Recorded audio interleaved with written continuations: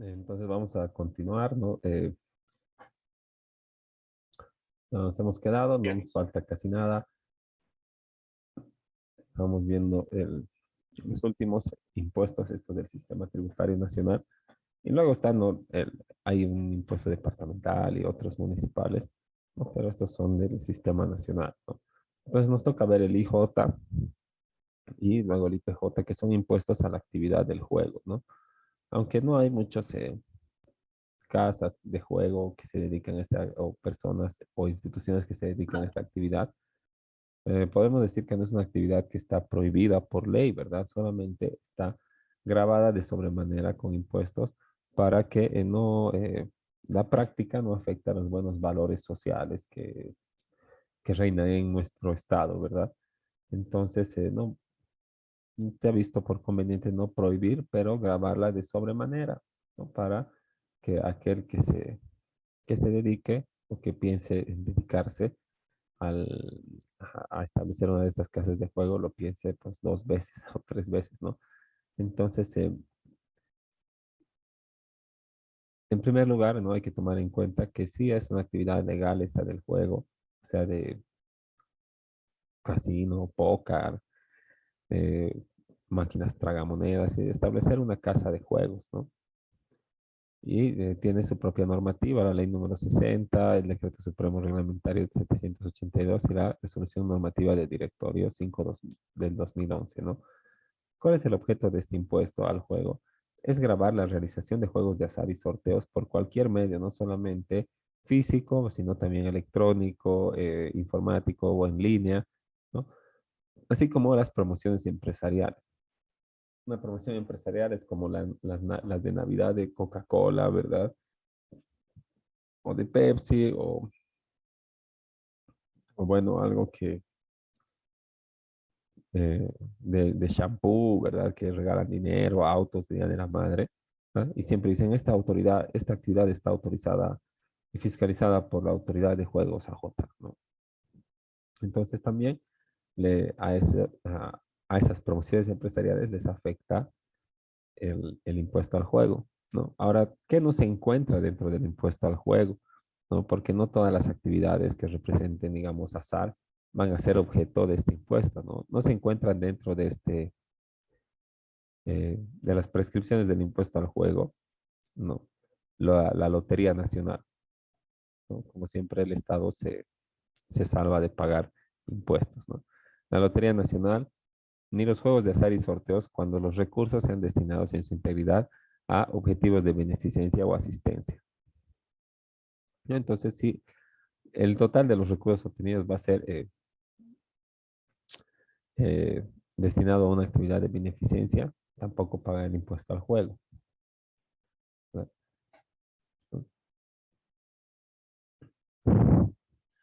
Y tampoco pagan el impuesto al juego, ¿verdad? Las ferias tradicionales, ¿no? Donde se hace suerte sin blanca, algunos sorteitos, eso están, y que son así esporádicas y tradicionales, no pagan impuesto al juego tampoco. Entonces, ¿cuál es el hecho imponible? ¿Qué es lo que hacen hacer la obligación de pagar este impuesto? Es ¿no? Realizar actividad del juego y se perfecciona en el momento de la percepción del precio. Para entrar yo puedo vender fichas, ¿verdad? Billetes, puedo intercambiar algunos no sé, instrumentos con valor ahí adentro de la casa de juego, ¿no? Entonces, cuando yo percibo el precio como organizador, ¿verdad? Eh, porque graba la organización del juego, cuando yo percibo como organizador, ¿no? Ya se está perfeccionando el hecho generador y están haciendo o originándose la obligación de pagar este impuesto al juego IJ, ¿no? Y también en el caso de las promociones empresariales, al momento de la entrega del documento de autorización. En este caso, tal vez sería el cupón, ¿no? Entonces, ¿quiénes son sujetos pasivos del IJ, verdad? Quienes realizan la actividad, quienes organizan estas promociones, y quienes están a cargo de estas actividades o casas de juego, ¿no? Las que realizan la actividad de juego de azar y sorteos en cualquiera de sus modalidades o promociones empresariales. ¿no? O sea, los organizadores. ¿Y cuánto se paga? 30% para los juegos de azar y sorteos y 10% en las promociones empresariales. No es mucho en las promociones empresariales, ¿verdad? Pero para los juegos de azar, como los que se juegan en los casinos, se graba con un 30%, ¿no? Que es alto, ¿verdad? Es alto pagar el 30% de, de tu utilidad o del ingreso bruto, que vamos a ver cuál es la base de cálculo ahorita, ¿no? Pero es alto pagar el 30%, trabajar todo el mes, todo el periodo fiscal para pagar 30% de impuestos, ¿no? A la cual es la base imponible, como les decía, el ingreso bruto por la explotación de la actividad grabada.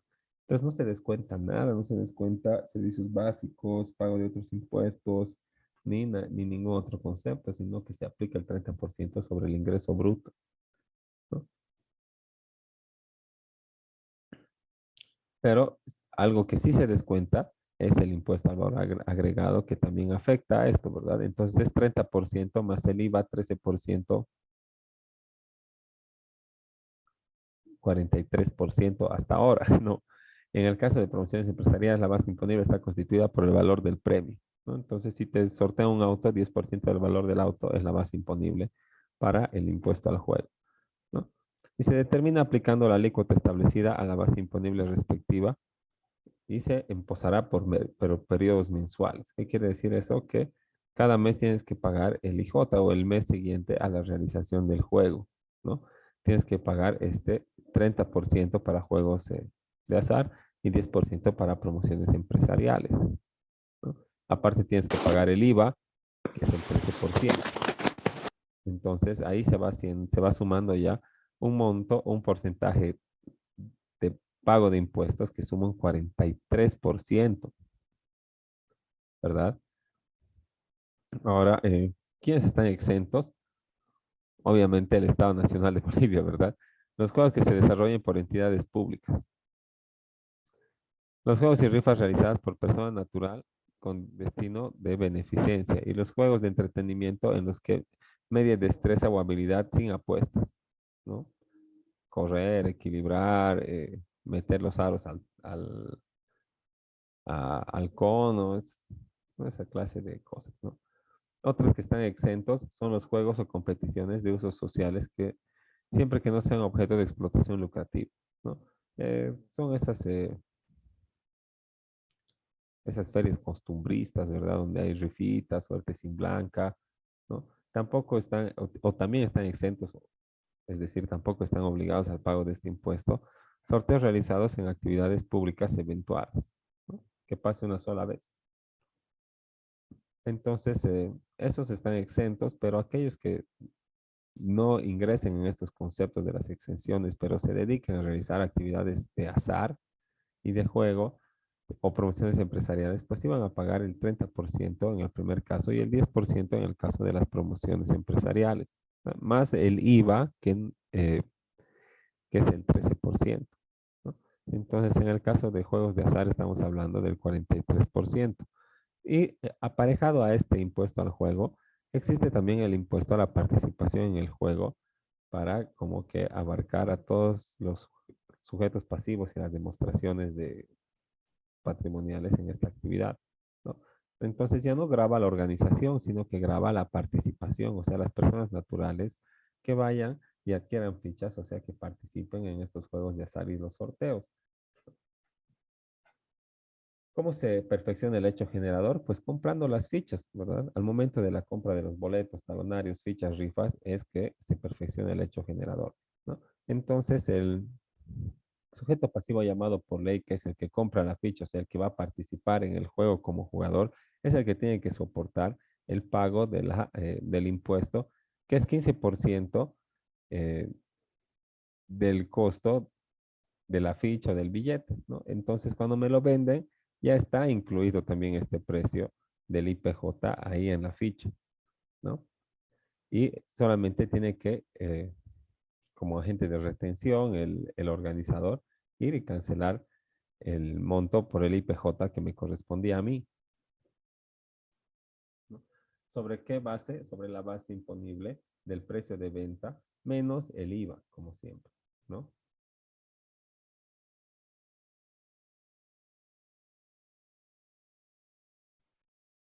Y como les decía, el vendedor, el organizador o el operador de los juegos se constituyen el agente de retención del impuesto, ¿no? Porque el precio ya viene cancelándose en la adquisición del boleto, de la ficha, ¿no?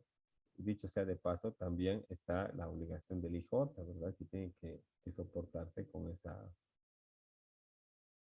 eh, con con lo que se obtiene de la organización, de la venta de las fichas, de las rifas, de los talonarios, ¿no?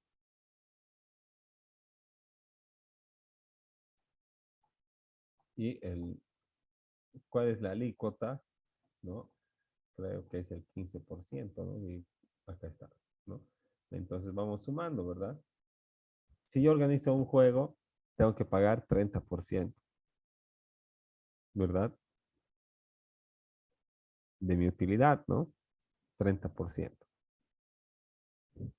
No, perdón, tengo que pagar 30% del ingreso bruto por la explotación de la actividad, menos el IVA, ¿no? Pero también tengo que pagar IVA, ¿verdad? Entonces, 30% más IVA, 43%. Y en ese precio tiene que ir incluido el monto del IPJ, ¿verdad? En los boletos, más 15%, ¿no? Entonces, 43% más 15%, pues son 58%. ¿Quién en su sano juicio va a trabajar, va a realizar inversiones para pagar pues 58% de impuestos?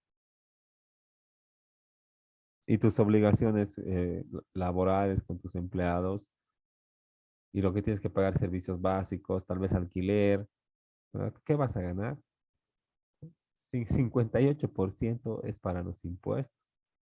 Y obviamente al final del año, del periodo fiscal, vas a pagar pues IUE, ¿no? Entonces, no hay pues ganancia, no hay ganancia en esta actividad económica, ¿verdad? Es un negocio chino, como le dicen. Y por eso no está prohibida, pero está grabada excesivamente. Así que no hay quien se anime a dedicarse a, a, a ejercer esta actividad económica del azar, ¿verdad? Del juego y el azar. Porque simplemente vas a trabajar para pagar impuestos nada más. Así que, como les digo, es una política económica financiera para direccionar el actuar de los agentes económicos, o sea, de los ciudadanos, para que no se dediquen a estas actividades, ¿no? Y se preserven los valores sociales que reinan en nuestro Estado plurinacional de Bolivia, ¿no? Entonces, eso, ahí concluimos con el impuesto al juego y a la participación en el juego y los aspectos más generales de todos estos impuestos que están vigentes en el sistema nacional. Y como les iba diciendo al principio de la clase, ¿verdad? Hay otros impuestos que ya son de dominio de las otras administraciones tributarias autónomas, como del gobierno autónomo departamental y del gobierno municipal, ¿verdad? Respectivamente, el gobierno autónomo departamental está a cargo del impuesto a la transmisión gratuita de bienes sujetos a registro, ¿verdad? O sea que cuando tú heredas o te ceden como un legado o te donan, ¿verdad? O te regalan, en otras palabras, y tú no estás pagando un precio, tienes que pagar impuestos a la gobernación.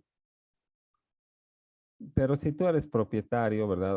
O te vas a comprar estos bienes, bueno, si eres propietario, cada año tienes que pagar el impuesto municipal a la propiedad de bienes inmuebles y vehículos automotores, ¿no? Por ostentar el derecho propietario, pero ya no a favor de la gobernación ni del Estado central, sino a favor del municipio. Y cuando decidas vender estos bienes por un monto de dinero, ¿verdad? Que no es nada gratuito, sino que va a estar expresado ahí un monto, no vas a pagar tampoco a la gobernación, solamente ante la municipalidad, ¿no?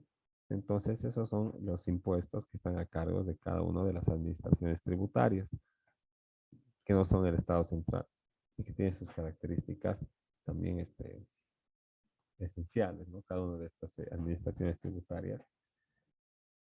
Y bueno, eso para, ahí concluimos con el sistema tributario nacional. De verdad, hubiera sido mejor tener un poco más de tiempo para ser más amplios y poder hacer más la parte de impugnación, pero hasta ahí es lo que nos ha dado.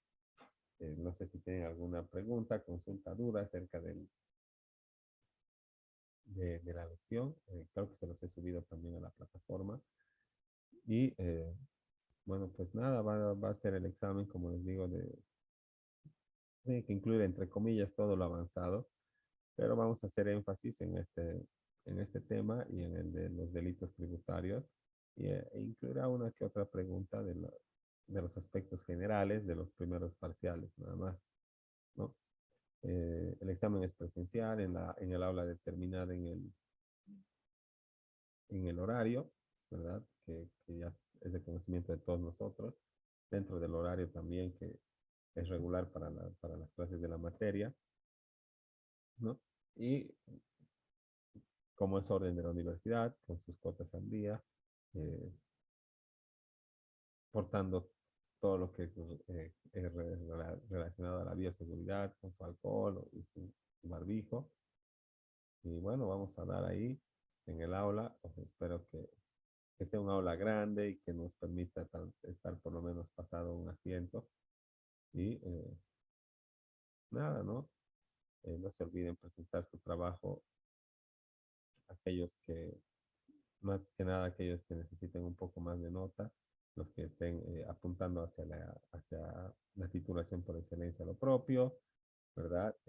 Si es que han asistido al Congreso, no se olviden que tienen la posibilidad de presentar en vez del trabajo final un informe de- acerca de lo aprendido en el Congreso, ¿no? De unas 5 páginas mínimo, con más una carátula que serían 6, ¿no? Que incluye además en la última parte del informe las conclusiones y un aporte propio de todo lo que hayan podido captar y aprender de esos 2 días de seminario, ¿no?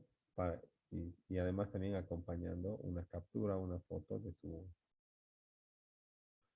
su voucher de depósito de la inscripción, ¿sí? De la inscripción del seminario, ¿no? Es para los que prefieran realizar el cambio los que hayan asistido y prefieran realizar el informe en vez del trabajo formativo final. Y los que no, bueno, no hayan tenido oportunidad de asistir o hayan decidido no asistir, pero también les queda la posibilidad de realizar el trabajo formativo final para obtener la nota, todo dentro del mismo plazo, ¿no? Aquellos que realicen el informe también tienen el mismo plazo que para el trabajo formativo. Y luego nos vemos el día del examen y a los 2 días después del examen, 48 o 72 horas máximo, como ha dicho el doctor en el mensaje, ya van a estar las notas, a efecto de que algunos que no les haya alcanzado tal vez decidan optar por el examen de mesa o alguna otra modalidad, ¿no? Entonces, sin nada más que decir, les agradezco por su tiempo, ¿no? Nos vemos en el examen. Si es que tienen alguna dificultad con el material o no hay algo muy claro, no duden en escribirme por el WhatsApp privado y así podemos coordinar y aclarar todo lo que respecta a la materia, ¿no? Hasta luego, que tengan bonito fin de semana y no se olviden hacer su tarea. Muchas gracias, doctor. ¿Sí? Igualmente que te encuentres. Muchas gracias, doctor. No, a ustedes las gracias, muy amables por la atención y nos vemos en el examen. Pues no se olviden llegar temprano para que nos organicemos bien ahí en el aula. Hasta luego.